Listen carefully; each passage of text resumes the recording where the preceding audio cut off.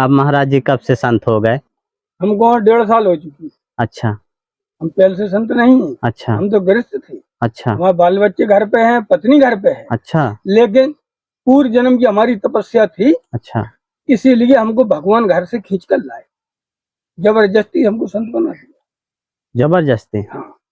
तो कैसे महाराज जी आपके दिमाग में ऐसा विचार उठे कि आप संत में लाइन वो में लेख था हमको 10 साल पहले एक ज्योतिषी ने बताया था। अच्छा। हम पार्टी में जुड़े थे, हम नेता थे।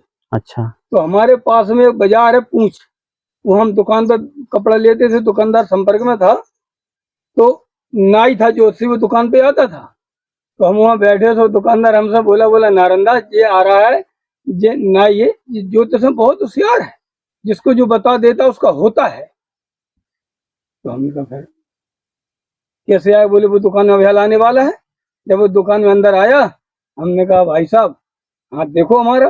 तो बोला तुम्हारा हाथ क्या देखना है? हमने कहा बोले रावण ने क्या राम का हाथ देखा था? कहने उस यज्ञ में जब रावण गया तो रावण ने मस्तक देख के भगवान राम का और कहा था हे राम तुम्हारे मस्तक पे लंकापत का नाश लिखा है और पिता मरण सिया हरण लिखा है।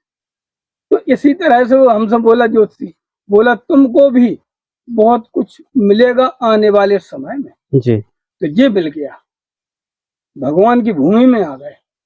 हम कभी नहीं सोचते थे कि हम संत बनेंगे, टाटी घाट में रहेंगे, लेकिन भगवान लाए हम। अच्छा। और 12 साल तक इस भूमि से कहीं जाएंगे नहीं। अच्छा। 12 साल का यहाँ नियम होता है। अच्छा। भगवान राम रहे 11.5 वर्ष, तो हम लोग 12 साल रहते हैं। अच्छा। हाँ, ये शरीर रहे अथवा जाए 12 साल तक इस जंगल से बाहर नहीं जाए। अच्छा। बस राम घाट तक जा सकती है, कुछ लेना है देना है। तो ये भगवान की माया है। हमारे नसीब में लिखा था, पूर्व जन्म की तपस्या थी, तो प्रभु हमको लाए और रुकते थे। महाराज जी जैसे बाल बच्चे घर में है तो रोकते नहीं है कि आप ना जाइए? वो तो यहाँ आए थे। अच्छा। और बोले चलो घर, हम मंदिर बनवा देंगे, भजन करना। अच्छा। हमने नहीं, हम भगवान के हो चुके, अब तुम्हारे नहीं रहे। अच्छा। अब तो यहाँ रहें या ऊपर जाए। अच्छा। बस तब में से एक कुछ होगा। तब से फिर नहीं आए? नहीं, और न हम कभी फोन करते हैं घर। अच्छा।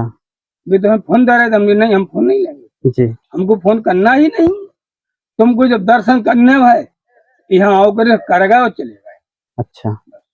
अब तुम्हारी मदद भगवान करेंगे, ये हमने बोल दिया था। महाराज जी ये शिखा क्यों रखते हैं संत लोग? ये गुरु जी की दी हुई है।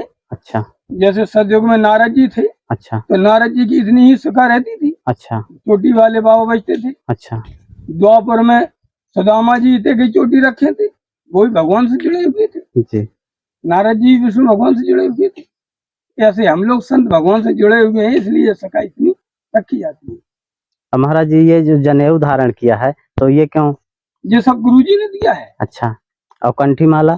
सब गुरु जी ने दिया है, तभी तो संत माने जाएंगे। कंठी माला है, तिलक है, जनेऊ है, लंगोटी है, सखा है। गुरु ये 5 चीजें गुरु ने दी, तभी तो हम संत माने जाएंगे। जिस तरह से माता पिता बच्चे को जन्म देता है, तो संत संत को जन्म देता है। तो जिस दिन हमको चेला बनाया गुरु जी ने, उस दिन हमको जन्म दे दिया संत रूप का, उसी दिन से हम संत बन चुके। अच्छा।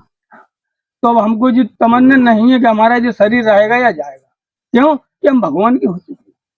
अब तो भगवान खुद ही रखाएंगे, चाहे हम जंगल में रहें, चाहे यहाँ रहें, चाहे जहाँ रहें।